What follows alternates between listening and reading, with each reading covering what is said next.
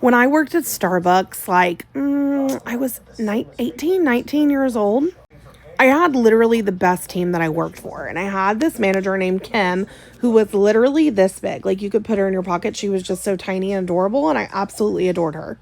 Anyway, the coolest thing about Kim was, well, Kim was Kim. We loved her for that. But she drove this really sweet, like, red roadster kind of car. I don't know. It probably was just like a normal red car. But when you're 18, it looked super cool, right? So one day I'm finishing my like mid shift where we got off around like, I don't know, 12:30, right? Okay, so that means I'd opened the store and I was tired and I probably thought I was hallucinating at this point, but I walk out the back door and I go to put trash in the big dumpster.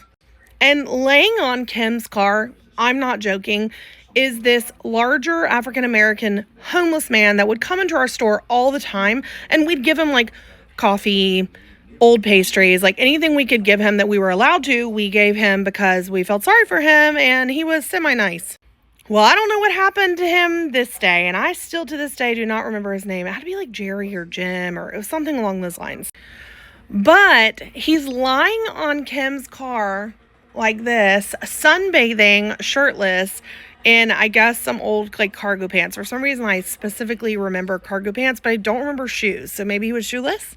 But he is just flopping around on the hood of her car, just like laying like this, just flopping around. And I go, sir, I don't think you're supposed to be on her car. So I run inside because I'm 18 or 19 and know nothing about life. And I say, Kim, that man is on your car. So she runs out there. She tries to very nicely. This was just who she was. Coax him off the car. She also, remember, she's this big and it was a very large man. So she comes back in, she calls the police, and we were in like the parking lot of a mall. So normally they came pretty fast, or we'd get like mall security, which was worth nothing. But they did not come fast this day. Anyway, fast forward maybe 10 minutes. No one has still come. We have no clue what's happening. I'm like, I'm not going out there. He could be unhinged. We don't know. He walks inside the store and he comes straight up to me and I go, oh crap, here he is. And like, I guess some of the like customers had caught on to what's happening because they're kind of like looking around like what's going to happen. And he looks at me with the most crazy eyes and he says, give me a knife. And I said, yeah, I'm not going to be doing that. Please stay behind the counter. Thank you.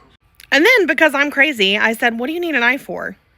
And I don't really say cuss words, especially not on the internet. So he said, I need it to cut a bee. And being who I am, I couldn't stop laughing. Like, I was just laughing and he was looking at me like I was the crazy one. And then I asked him who the bee was. And he said, you know, that lady I was laying on her car. Anyway, I think about that man all the time and I hope he's well.